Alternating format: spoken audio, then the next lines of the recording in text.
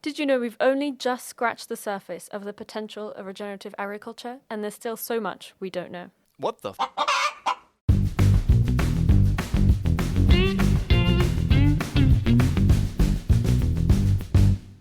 Hi, everyone, and welcome back to What the Field, a podcast by Crowd Farming. This month we have a very special guest with us today, Benedikt, a regenerative farmer and also superstar in the industry.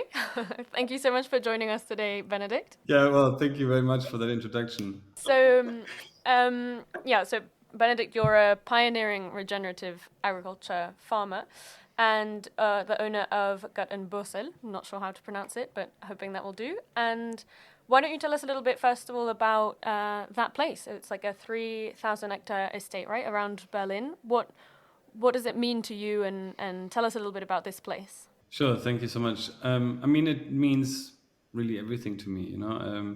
This is the place where I pretty much grew up since, I don't know, my first childhood memory is, I think, with like 15.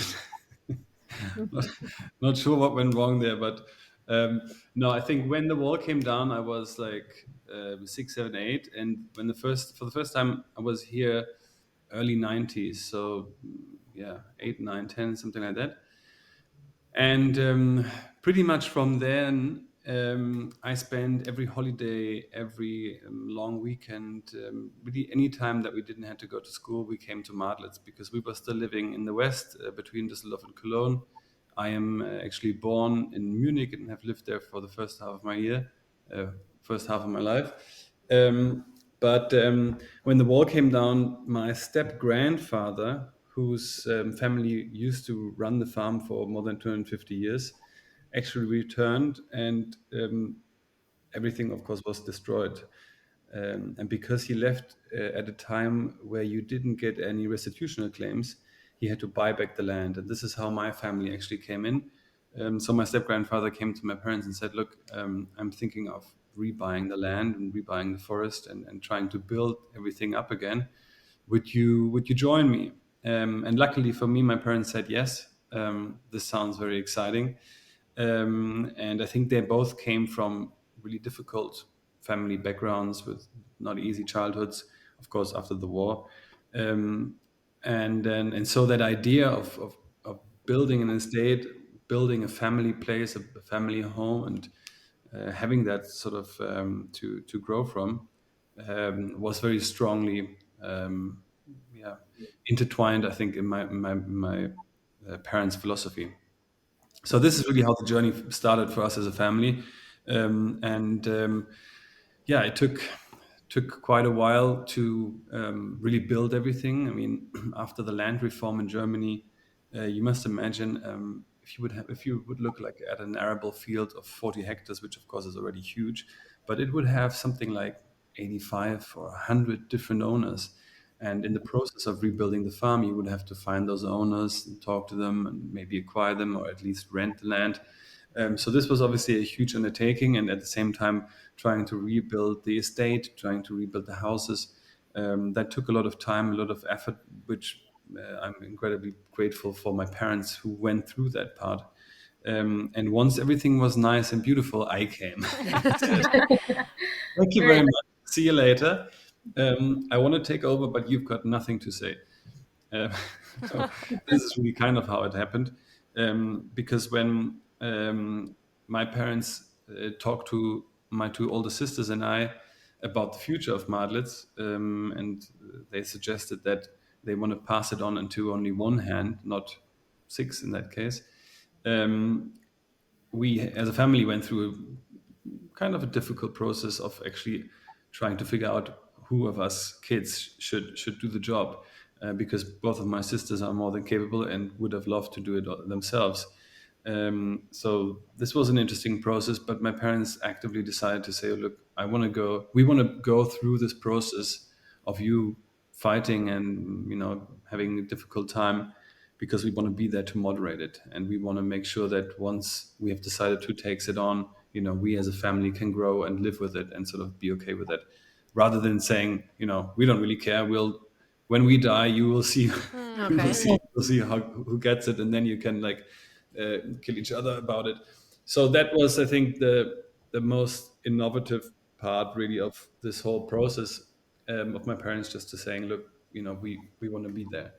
um, and in the at the time that I knew, or that we actually decided as a family together that I should take over the responsibility, I was around like 18, 19, and I thought doing ecological agriculture in Eastern Brandenburg is really anything but sexy. So uh, I had to sort of, or I wanted to have my own career. And back in the day, I thought that specifically in sort of the financial industry is a lot to be made, specifically money.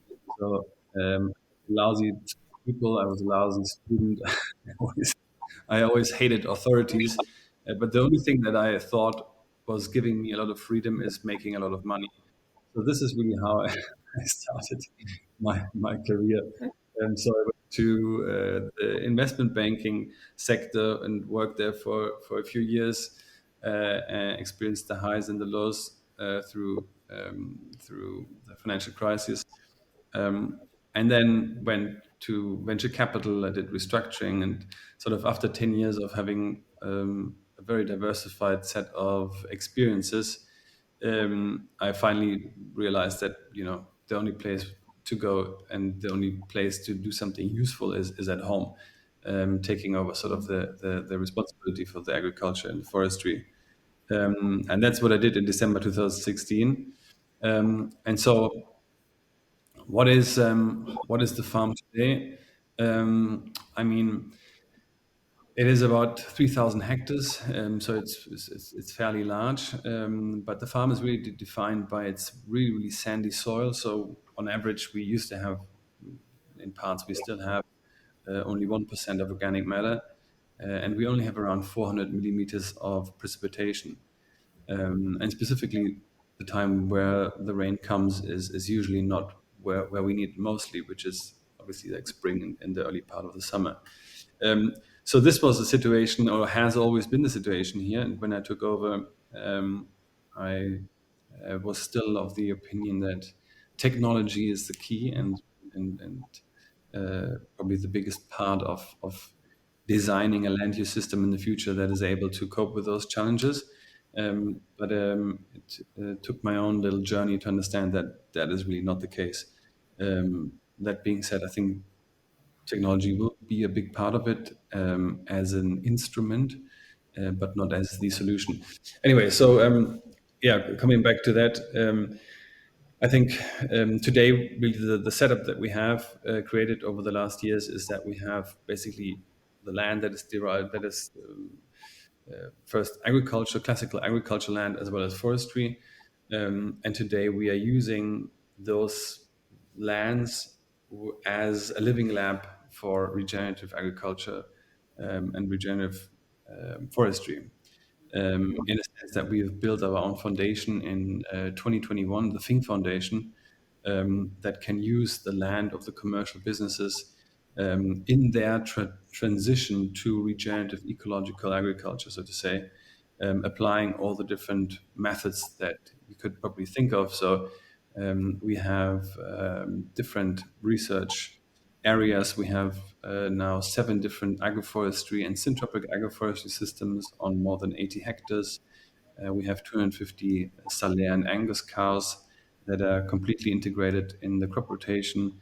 As far as the arable farming is concerned, we do no-till organic farming, multi-species cropping. We have built a tree nursery that is somehow a symbiosis between agroforestry and syntropic agroforestry, and a more classical concept of a tree nursery.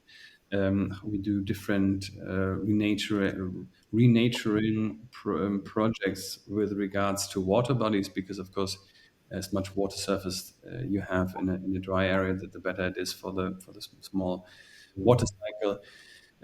We have a lot of researchers also focused on how we can transform pine monocultures.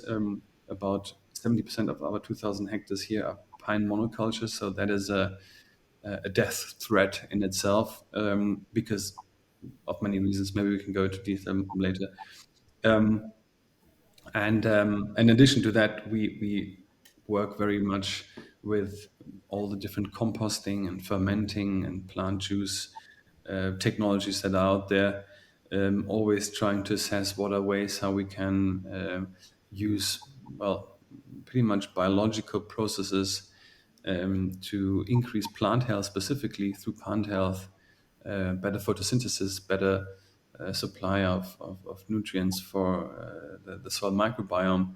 And so everything I think we do is focused on the question, how can we create diverse, resilient ecosystems, but also diverse business and so forth, as we think we want to stack business models on top of each other. So from a more classical point of view, we would have one huge field, I don't know, 40, 60, 70, 80 hectares, and there will only be one crop growing there. And what we try to develop is really a system that could reconnect the ecosystem. So within that huge field, just imagine some agroforestry lines where we could have plum or pear or apple, chestnut, hazelnut. These rows in itself have an incredible impact on the microclimate, but also on the water availability, water storage, water uptake. And yet, of course, they are another perennial harvestable product that adds value. And then after basically harvesting, for instance, the arable land, whatever we grow there, be it sunflowers or wheats or whatever, we would have the nurse crop to close the nutrient cycles, protect from sun, which we would then later on use also with the cows. So we would bring the cows and then move them holistically, depending on the year, between 1 and 4 times a day, again, to stimulate photosynthesis and root growth, et cetera, et cetera. So that's kind of where we're going with. And as far as the foundation is concerned, we really have 3 areas that we focus on strongly. One, of course, is the data side of things. So we want to not only apply those principles, but we want to gather all the data, get all the information, the processes, which in itself is more difficult than you might think. The second part is education. So we do that through many farm tours. We have more than 20 to 30 interns every year. So we try to share the work and the philosophy that we have. And also sort of like the public speaking part of it. So because I think, there's so much to do on ground level as far as, applying those principles is concerned. But I think maybe we talk about this later also. If we look at real changes, it's not just agriculture based. Like we have to change the education part, the science part, the political framework, of course, many other areas. And that I think comes only through a new appreciation of farming and what farming actually means. And then the third part is nature conservancy, just because that is a beautiful tool to think about landscapes as not something that you protect to protect, but you protect to use, or you use, and the way that you use is also a way of protecting. So yeah, this is kind of in a nutshell. Is trying to be. But of course, these are all just the beautiful parts. I'm leaving out all the hardship. Yeah.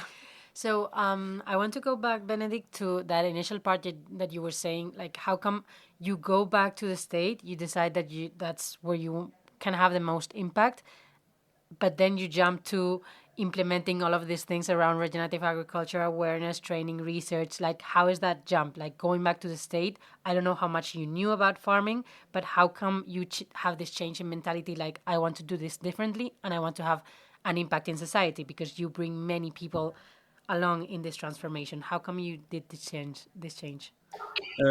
It's a good question, and I'm not quite. Well, it was like it was like different steps on a ladder, so to say, or like a little stairway.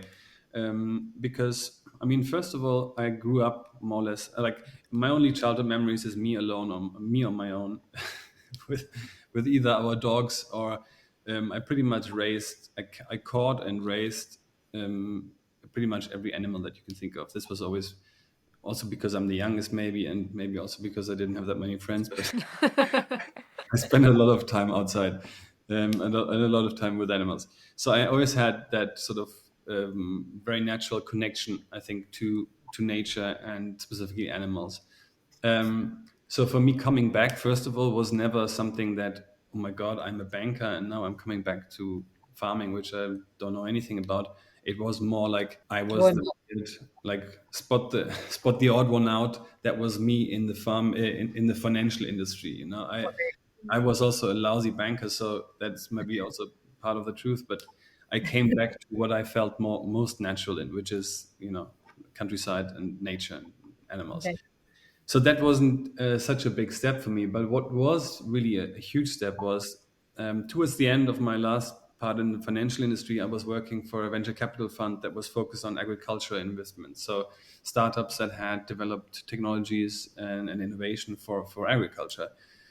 And the model that I had in mind when I took over was actually to do like a hybrid of having a venture capital sort of side, but also making space for living, for working, but also for field trials available to startups in the ag space.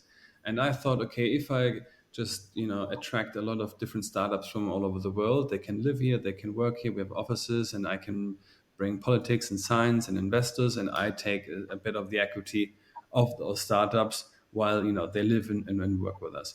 That was sort of my first idea, and then I partnered with Echo. Echo is one of the largest agricultural machinery manufacturers on the planet. Fendt, for instance, which is quite a famous tractor, is part of them. And I knew the management from the US because I helped them in organizing a startup event a few years earlier. And so we had this idea together of building this, Echo Madlitz future farm outside of Berlin. But in order to be able to facilitate that excellence of technology and then also bring in new sort of concepts, I knew, and I was basically also shown that I would have to invest probably 1.5, if not 2 million, just to bring our level of technology up to a certain standard. Nothing great, but like you have machines that obviously can talk to each other. You have the farm management software that can send like the task into the panel of the tractor, and you have the harvester that have all these kind of things. And while I was thinking about, I mean, I have no sort of financial background as to be able to pay that from somewhere, so it would have only been financeable through a bank loan. And this came to a time where it was, I think, the spring of 2017. No, the spring of 2018.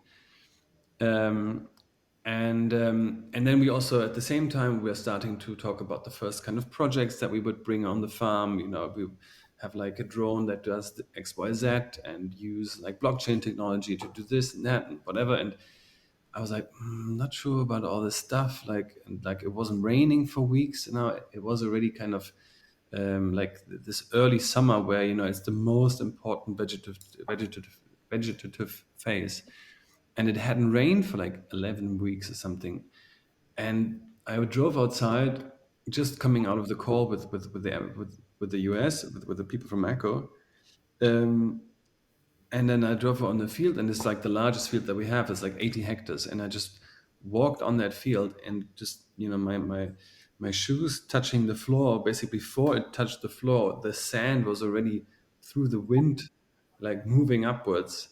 And I just looked over the field, and it was just brown and yellow. There was no insect flying. There was just nothing going on. And I was thinking to myself, what's like, how in the world would I think that it makes sense to take out a loan of 1.5 million just to bring the technology to space, and not a single penny of that money is going into the very basis of my existence, which is the soil, which is the ecosystem, which is what I'm looking at.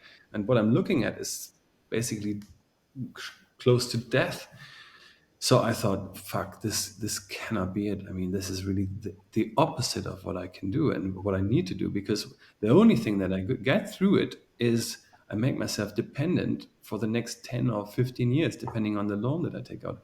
If I do that, then I'm caught in that system. I cannot change anything because I have to pay back the loan to the bank. And then I thought, all right, so what the fuck am I going to do now? Because as you said, I never had like I never did like I never read agriculture, or did an agriculture course or whatever. Like I never learned this. I always just had my sort of instinct um, to natural processes and the way I thought, you would have to do agriculture.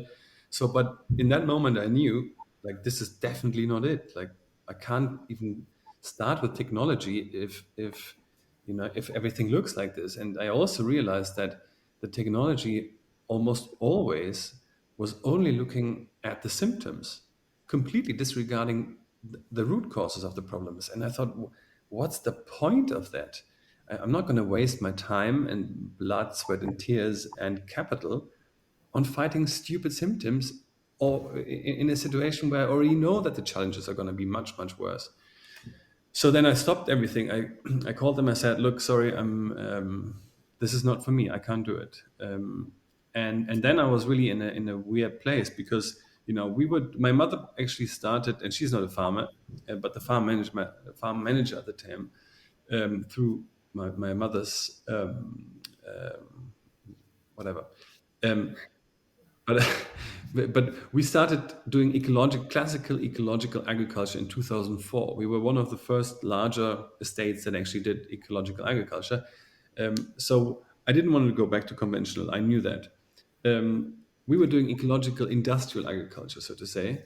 So monocultures, plowing all the time, a lot of mechanical soil disturbance, a lot of mechanical soil disturbance. Um, and and then I thought, okay, well, what am I going to do now? Like, I'm not going back to conventional. I don't want to invest millions in technology that I don't use. We're already doing ecological agriculture, and at the same time, the soil is basically dead. There's not much biodiversity, and like, how am I possibly going to bring this company, which still has debt and is not in any way profitable, to a place where I can maybe pass it on to my kids or my sister's kids? So I was really, really lost. And at the same time, we were in the biggest shit that we ever had been, because uh, before I took over, you always had this kind of balancing effect between the forestry and the agriculture. So sometimes you had a bad year in agriculture, then the forestry prices were better, so you would kind of be able to equal it out. It was the other way around. So a bad year in forestry and a better year in agriculture. But with the time that I took over, we had a huge storm at the end of 2017, which put a year's worth foresting on the ground. And so it destroyed basically our forest, which we had to clean up, so to say, for like 4 or 5 years, with wood that you sell at like a fraction of the real price, because through the storm, it gets ripped completely, and it has no value anymore. So by definition, through those storms, the forestry was basically plus minus zero for 4 or 5 years. And just to get an idea of the balance, how much of your land is agricultural land and how much is forestry? Forestry is basically 2/3 and agriculture is 1/3. Okay. So 2,000 hectares of forestry and 1,000 hectares of agriculture. Right. And agriculture was experiencing what I basically described, which was the first huge drought. And after that, we had 4 more droughts coming. So I was in a situation where both companies were struggling to survive, and at the same time, I knew what we were doing, we cannot continue to do. So that was an interesting situation to be in. And I just started writing people all over the globe, just emails, like always sitting at home at night after after having to do like Please proper help. job. Yeah. Yeah, I didn't have any family at the time, so when I couldn't sleep, I could work, which I can't do anymore. But so I wrote really thousands and thousands of people, and I always said, "Look, I have 3,000 hectares of sand. I don't know what to do. If you're working on these problems and on these concepts, then please reach out. Like, I have space here for people to live and to work, and I don't want any money. But like, if you work on these topics, I can be a real life example, because like we have those problems. This is not just a laboratory or like a what if. Like, this is reality." And I mean, it no one ever really wrote back, because like no one knew who I am. And, like, why would you randomly write back to a guy with like benedikt.bosel@gmx.de? It's like, okay, who gives a yeah. But then finally, someone for the first time wrote back and said, "Have you heard something of agroforestry before?" And I was like, "Agroforestry? No, this sounds interesting." So I started looking into that, and then through this, I found Ernst Götsch, who obviously is a pioneer in syntropic agroforestry. And once I found him, I knew, okay, wow, this is it. Like, this is it. And through that, suddenly, I found then the next pioneer, Gabe Brown, Alan Savory, Elaine Ingham, and all these people suddenly were visible, which they weren't at the time so much as they are today. I mean, today everyone talks about regenerative agriculture. Everyone is a regenerative agriculture, like farmer, like. But back then, there was no one talking about it. There was no hype. There was, I mean, it was happening all over the globe, and you know, but But when was this around? so this was all in 2018. Okay, so not too long. I basically realized there's a whole world of farming out there that had never heard anything about. And this really was, I think, for me, the biggest, coming back to the question, for me, the biggest impact that it had. Because I found these pioneers, I saw how incredibly successful they were, and not only economically, but also obviously, ecologically and socially. And I thought, is not the whole world talking about these people and these methodologies? I mean, it's just so blatantly obvious that they hold the key to some of the biggest problems of our time. And like, how can that be? I just do not understand it. I mean, I guess I have an idea, but back in the time, I was just so excited. I was like, wow, this is just incredible. I mean, look at this beauty of whatever they're creating. So once I found that, I knew, okay, this is why I'm on the planet. This is why I've had the history that I have. Why my parents have been, so amazing to enable to give me land to work with, etc., etc. So once I found them, I knew, okay, this is the vision. I want to bring in all those methodologies, all those experiences, all this knowledge to our place, which, as I said, is also incredibly tough as far as the sandy soil and the low precipitation is concerned, and then apply those methods and prove that they're economically, ecologically, and socially beneficial. And while doing that, possibly try to gather as much data and involve science as much as we can to be at a place at some time in the future where we can hopefully say, well, look, we've done it, and this is the result, and yes, it's actually reliable and trustworthy, because it's not us who say it is, but we have partners that actually, as a third party or as a partner, can say, yes, this is actually what happened. So that kind of became the vision, and that sort of formulated everything that came afterwards. Benedikt, I so want to ask you so many questions about the regenerative world, but I want to go back first to one of the things that you said at the beginning about the pine monoculture. Because nowadays, I know this is super specific, but I think it's super interesting to cover this topic, because I think you're one of the first person that we've had in the podcast with a part of that can be called forests. And I think many times these monocultures, and we have this a lot for across Europe, that we call forest, and many people are reforesting with only one species. And we're calling it forest, and we believe this is for the sake of ecosystems and biodiversity, but this has many challenges if you don't do it in the right way, right? So could we speak a bit about this and like monocultures in the forestry ecosystem? Sure. I mean, as much as I like all the initiatives where people start planting trees and companies getting involved or whatever, most of the time it's unfortunately coming from the wrong spot, because we're still in the wrong mindset of needing a KPI, a key performance indicator of assessing if something is good or bad, which unfortunately, as far as forest is concerned, is always the number of trees, right? Everyone is like, the number of trees. No one gives we don't need number of trees. What we need is ecosystems, and we need ecosystems that are in line with the specificity of a regional context and the regional context, right? So that being said, I think I think the whole conversation on land use, specifically when it comes to agriculture, but even so also on forestry, we waste so much time and energy to try to convince the other person that we are right? And that's that the most obvious example for that is always biological agriculture versus conventional agriculture. I mean, there's tons to say about it, right? Um, I think what is important for me is it's important to differentiate on which level we are talking.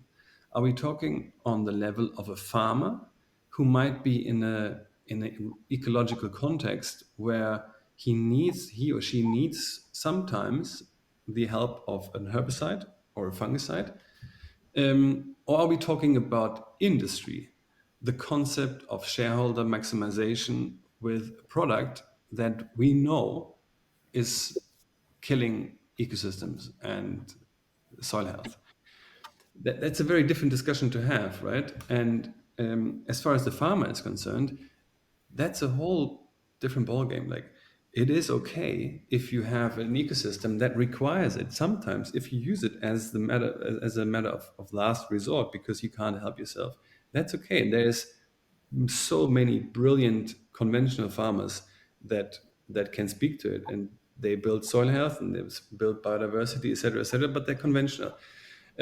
But as a system, as an industry, of course, it's terrible. Like, we can't let that happen in a sense. So I think that's very important when we talk about what everyone is ought to do, so to say. But I think one thing that we can all agree on is monocultures.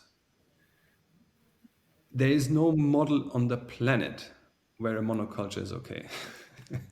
I think this might be Whether if you call it a forest or a farm or whatever, it's not. Yeah. exactly. Okay. Nature will always fight what's not natural to nature. It's just simple as that. It starts with us as humans. Yeah, if we get too annoying and too many, we will get sick. It's very simple. Nature will control the population number. I'm pretty sure. But it's the same with monocultures. If we plant something in monoculture, it's not natural. Nature will fight it, and this fight can have any kind of forms and ways and forms, for lack of a better word. And I can I'm constantly faced with that problem, because so after the war, as part of the regression payments, all the forests here, the old classical oak forests were cut down.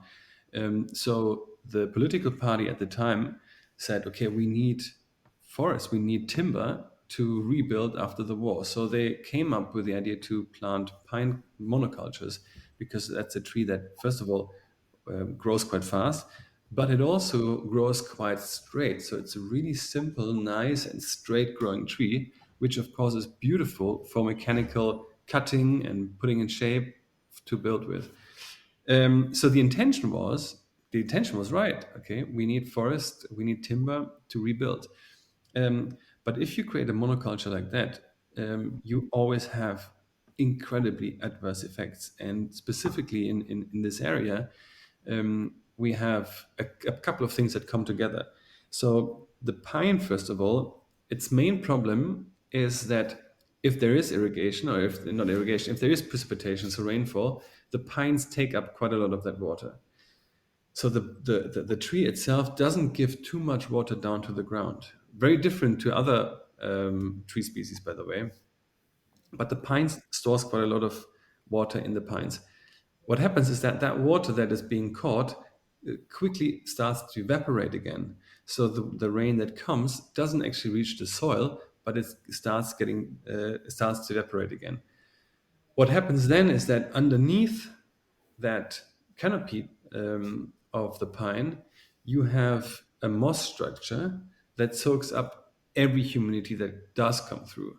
So the little rain that comes, most is captured by the pine and back evaporated into the air, and the little one that comes through gets soaked up by the moss.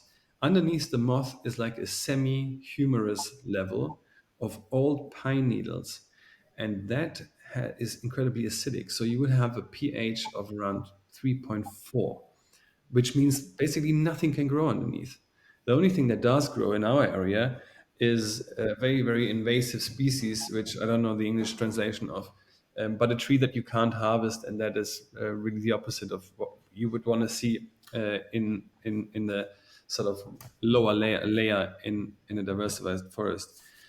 And then you have the pine, which is mostly also flat rooted, right? The most of the root of the pine is flat. It does have tendencies to also build like a second layer somehow deeper, but the most part of the root, as I said, is flat. And that combined with incredibly sandy soil underneath and then drastically dropping groundwater levels, you can imagine the accelerating effect of that system. So the pine is stealing its own water in the winter for the summer, and then all comes all the other effects. So this really is a ticking time bomb. And what I always like, just as a picture, if you think of a large sort of plantation, if you can look through a forest 1.5 kilometers and all you see is pine, then you can just understand that as one huge habitat and ecosystem for one bug. And that's the bug that you don't want to have. But because there is nothing else there, there is no reason for any other bug, for any other predator, for anything to fight that potential bug. And that's why the monoculture is just disastrous, independent of agriculture or forestry. Super interesting. Yeah.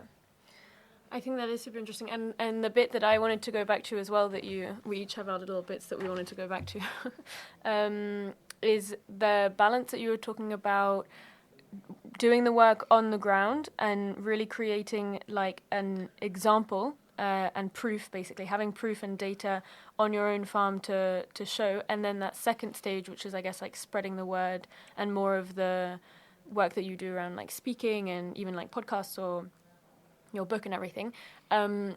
Is there like a different sense of purpose coming from each, and how do you feel about like these two sides of your work? Do you feel that one is more important, that one goes like one couldn't go without the other?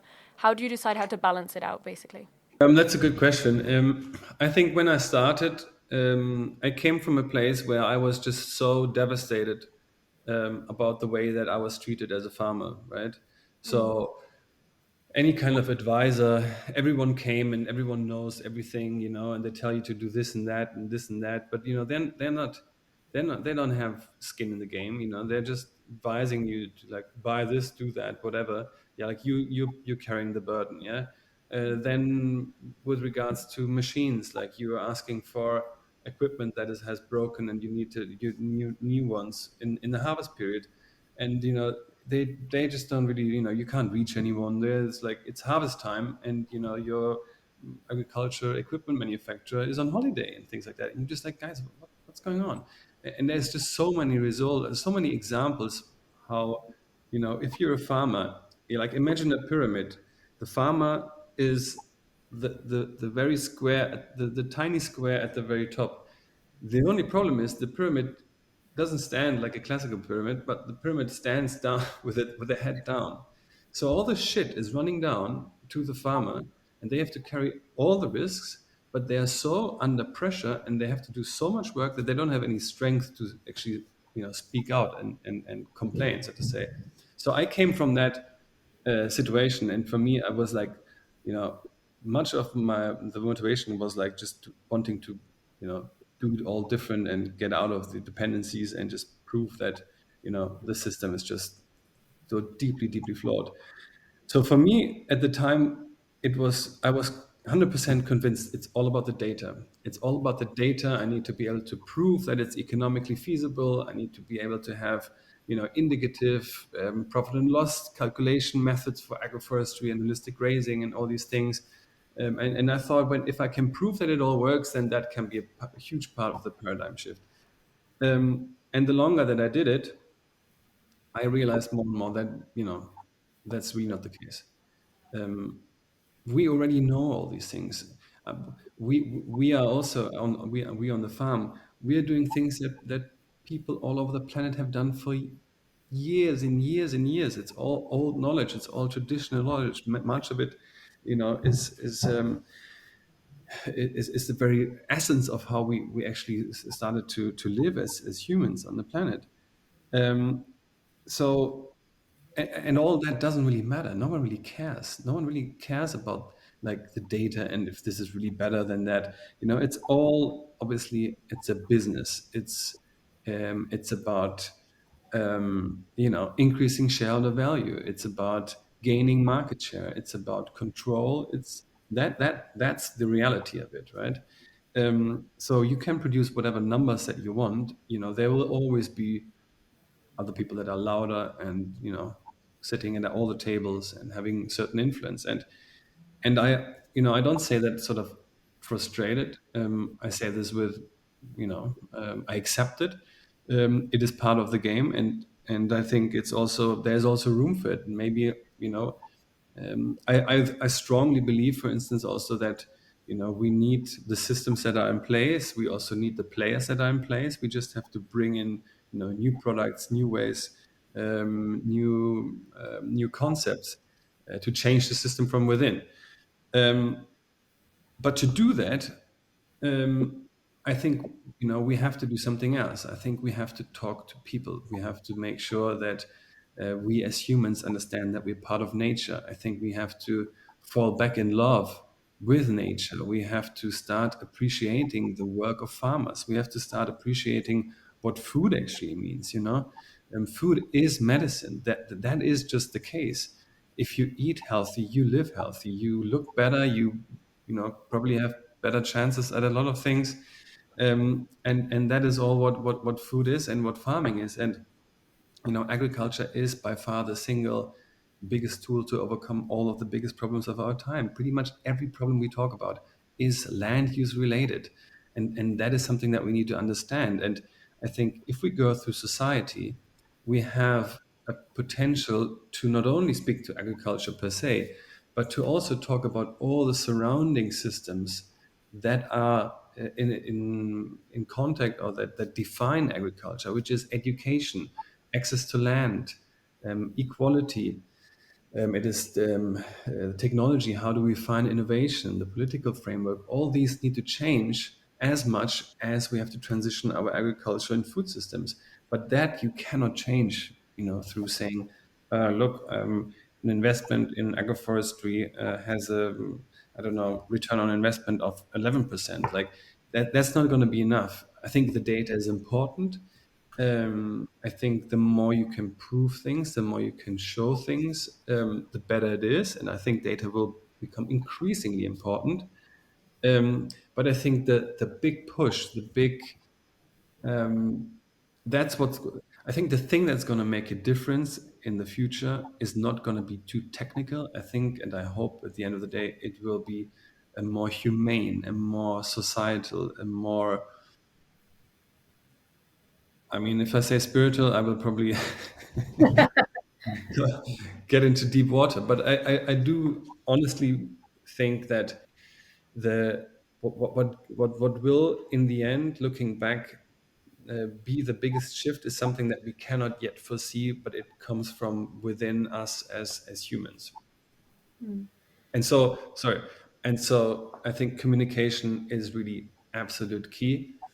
It is just so important because it's also so valuable because most people that do come in touch with, with agriculture, specifically the potential of agriculture, suddenly you start having hope again. Suddenly you can see that it's worth doing something, that it's worth fighting. And agriculture is the perfect example for that because you can regenerate land and nature can regenerate incredibly fast.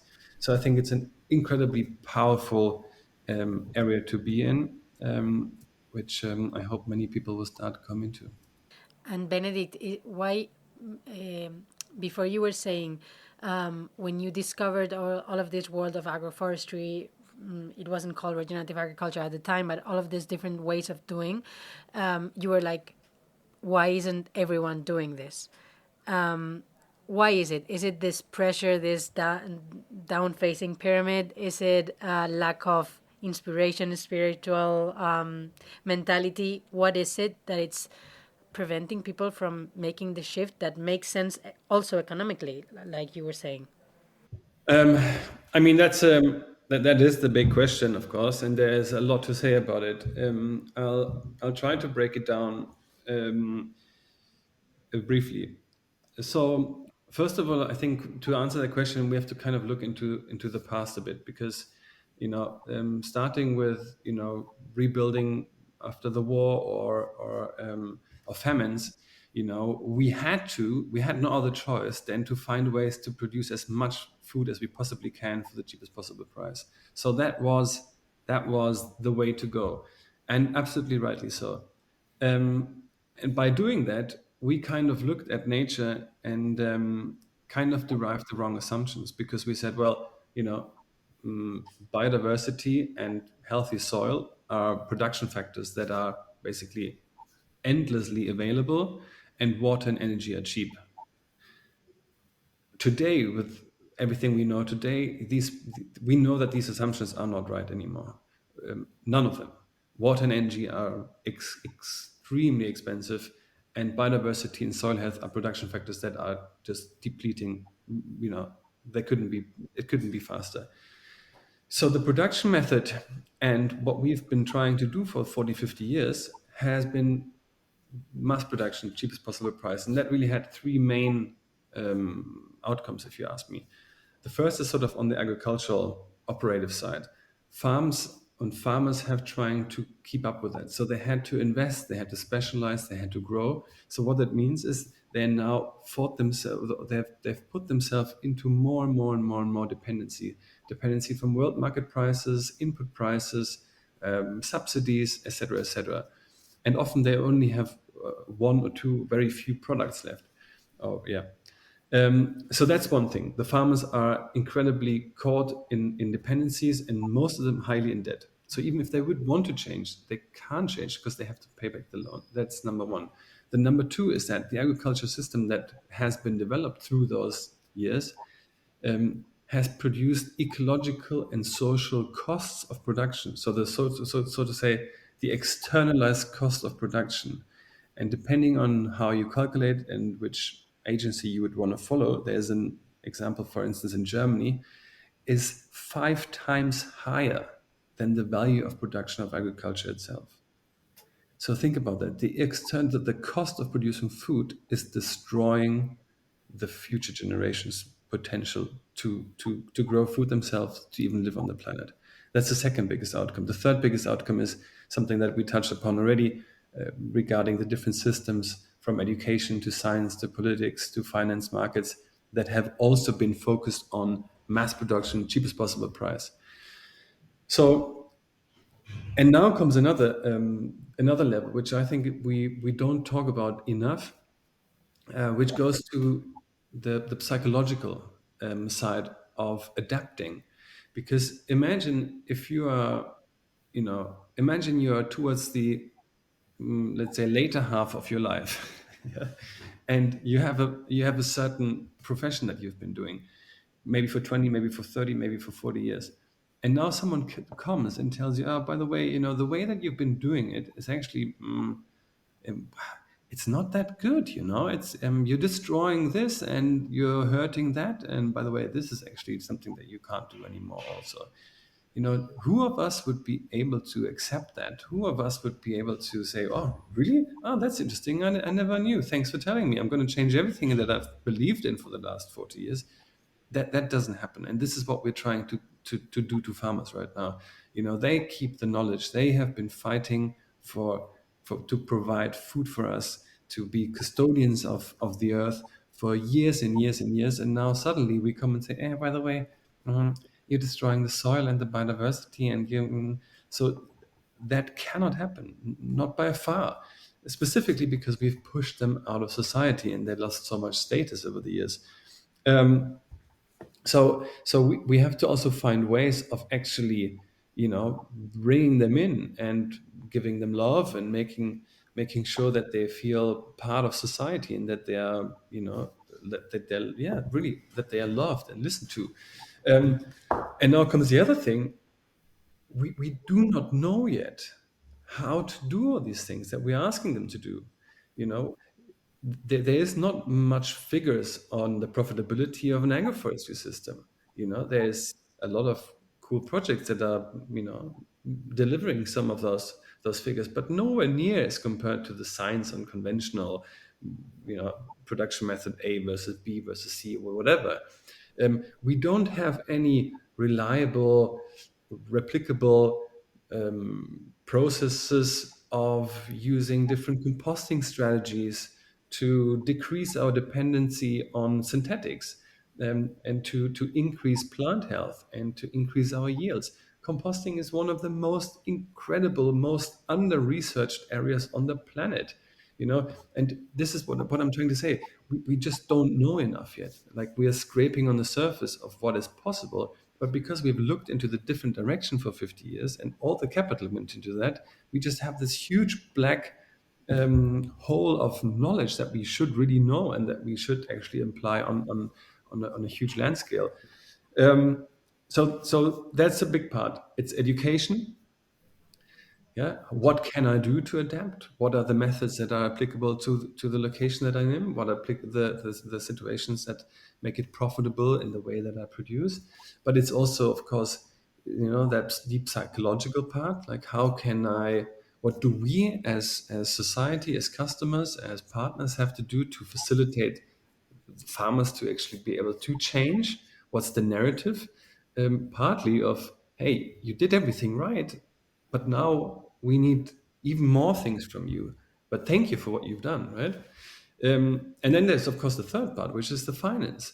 Like, we need to have additional incomes. We need to have additional finances to be able to help through transforming farmers to be able to produce in the way that we want to. And if you ask me how that structure should be, I think we should do the following things. So if I was the general agricultural minister of the planet, For the planet Earth, yeah.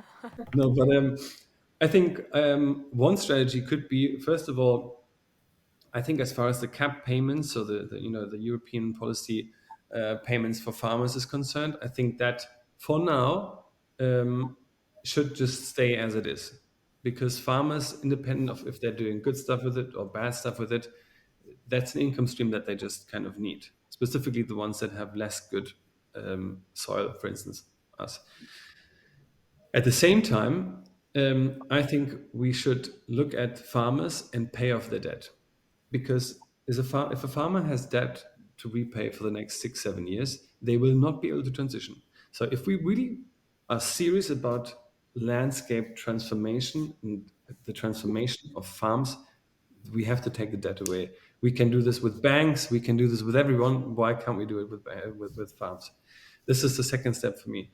Then the third step for me would be to come up with additional capital, transformative capital, of, I would say, something between 200 to 350 euros per hectare per year, until farms have been able to transform according to their regional context and their regional production, ecological and production context.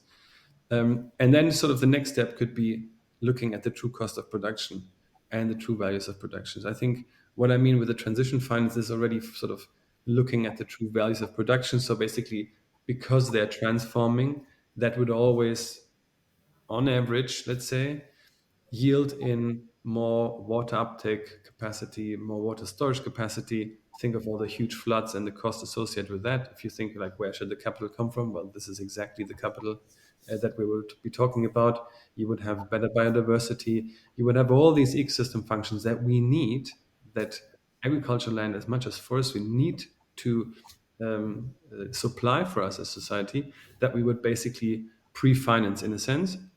And then later on, once we have all that in place, we can slowly take out the money of the cap, assign the money from the cap differently, and also bring in the true cost of production, so that we actually get to a place where the product in the supermarket actually stands for the real cost of production. Right now, the cheapest possible product specifically when it comes to agriculture or specifically also meat, is the product that is the highest in production cost. But that cost is, as I said earlier, is the externalized cost that is pushed onto society and the ecosystem. So bringing that in so that the high price product is also the one that is costing a lot of, destroying the planet or whatever, and the low cost product is the one that is actually in line with what we want from the planet. And then I think the fifth element, just to finish it at that point, would also to rethink the way that we structure and organize the financial accounts of farms. So right now, if you have the profit and loss account and you have a cash flow statement and you have a balance sheet, I think it is hugely important to find ways to restructure and reorganize how we do that, so that we have the reflection of what happens outside also in the financials. Just to make it a bit more precise, for instance, if I grow a cover crop between main two cash crops, the cover crop is great for biodiversity. It's good for water storage. It's good for many different things. That cover crop is only a cost line in my profit and loss account. But what the cover crop should be, and what it is a service to my capital soil. So it is maintaining my capital soil. It is increasing the value of that capital. So as that, it must be in the balance sheet. What that means is a farmer that is looking after his or her soil will get a better quota from the bank because they can actually see, he or she is investing in soil health. That therefore it is less risky, and therefore you get a better price if you look for a loan. So I think that would be, I think, the fourth or fifth step in transitioning. Okay, so to sum it up, because we're making almost an hour, so we need initial investment that adds the one that we have now with a cap. Then we need kind of a transition plan to go from that initial investment to depend less on the cap and then more into transitioning vehicles, right? And okay, change the model in the financial model in the farm and detect. I Many times we talk also about increasing the yields to cover for the costs, but then maybe if you reduce the costs and reduce a bit the yields, maybe that balance sheet would always also work, right?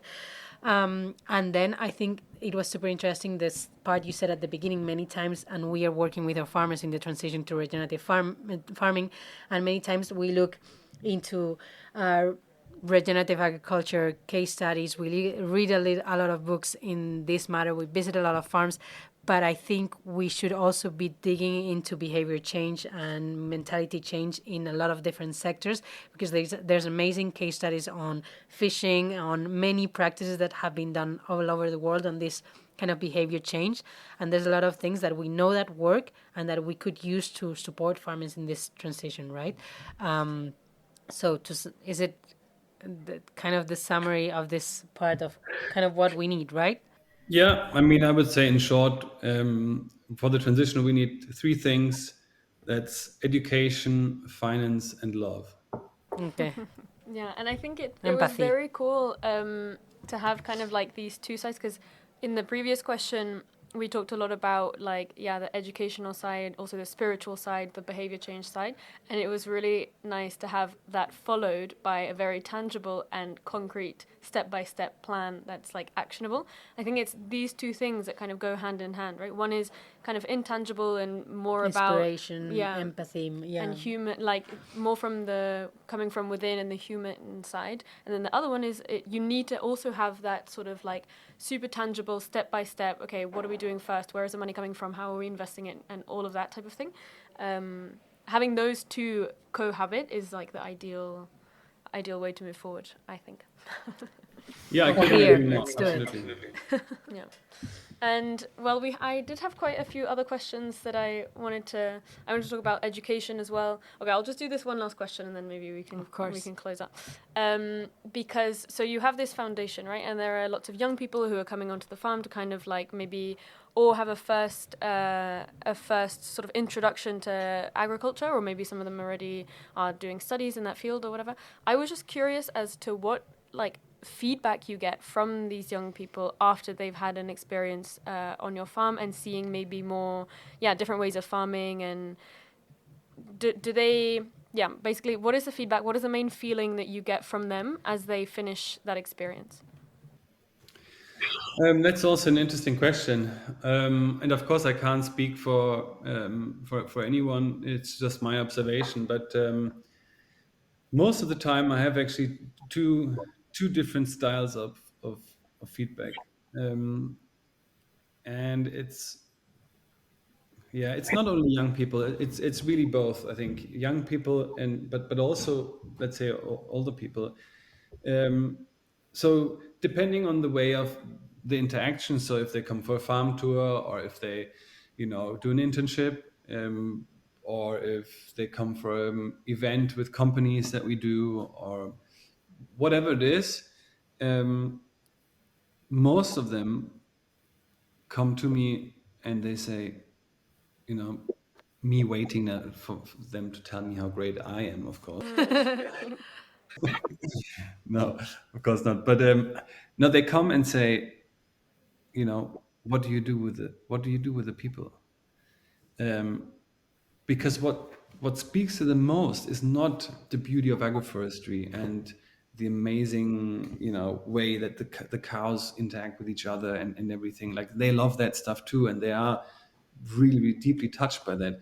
But what is the most powerful part is interacting with the people on the ground, because they love what they do.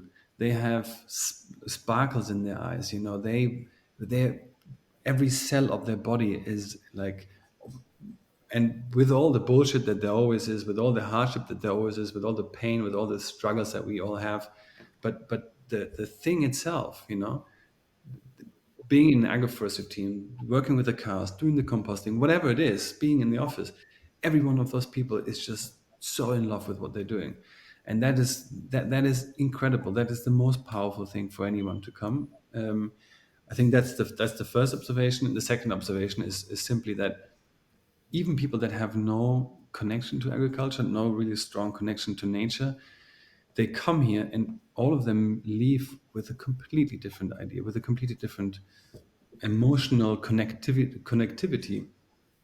And it's also not because agroforestry is beautiful and the cows and whatever, but it speaks to you as a human being on an instinctive level. Like you come here, and even if you don't understand shit, you feel this is right.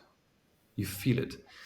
And that is just so incredibly powerful, right? Because if you look in the cities, specifically with young people's, like the topic of eco-anxiety is getting so big. How many young people are saying, look, why should I even work? I mean, everything is going to shit anyway. People are they're afraid of the future. They don't want to get kids. I mean, it's tragic. It's for me one of the saddest things that I observe. But when you come into agriculture, if you come to farms, if you come to people that work on the land, this is not the reality. That the reality is it's worth fighting. Agriculture and land and nature is beautiful, and we are part of it. And once you understand that, it's all worth fighting. If we make it or not in the end, who cares? But you spend your time not worrying, but enjoying it and being part of what you actually actively want to create. And I think these are two of the most powerful emotions and things that you can take away from a farm. It's beautiful because the impact that you have in a farm, it's kind of tangible, right? Maybe in the city you don't realize the change in your behaviors, how it impacts the overall picture, but in a farm you change how you do things, and suddenly you start like you were saying, feeling the change, right? And yeah, I think if it's that amazing how people leave your farm, we should go and visit sometime. Yeah. Yes, please do so. Yeah, I'll be very happy to welcome you. Unfortunately, my Instagram game is still. Um, I'm still working on that. No. It's always better to visit than to see it in Instagram. So, yeah. Yeah, amazing. I think that was a really nice note to end on. Very inspiring. And we have, Benedikt, these two questions that we always ask at the end of the podcast. So one of them is because of the title of our podcast, which is What the Field, because we always, I mean, we think a lot about like what's going on, as you were saying as well, eco-anxiety, like how can this be happening and all that kind of stuff. And so we always like to ask our guests, what's one thing that has really made you think, what the fuck? How is this possible? How does this work? Maybe a piece of data or an anecdote or whatever, since you've started this regenerative journey, like the thing that's just made you most think, what the fuck? Certainly the biggest what the fuck moment was when I discovered, all those pioneers, and I thought, why did it take me weeks and months to find them? Why is not the whole world talking about this stuff? Like this, what the fuck? This is simply not possible. But since then, I mean, I think I've never had such a huge what the fuck moment after that. I have many little what the fucks, in every aspect of life, and I mean, basically, whenever we think we've understood something, you can bet on it. We will be proven wrong by nature. Whatever assumption we think of this one, I think this one we've got figured out, and we will be proven otherwise. So I mean, there is just no right and no wrong with ecosystems, and there is not always a causality between method and outcome. Sometimes you get it right, sometimes you get it wrong, and then you just continue to hopefully get it right next time. I think that's an interesting one, also on like a philosophical level when working with ecosystems. You get a good, you learn frustration quite well. That's true.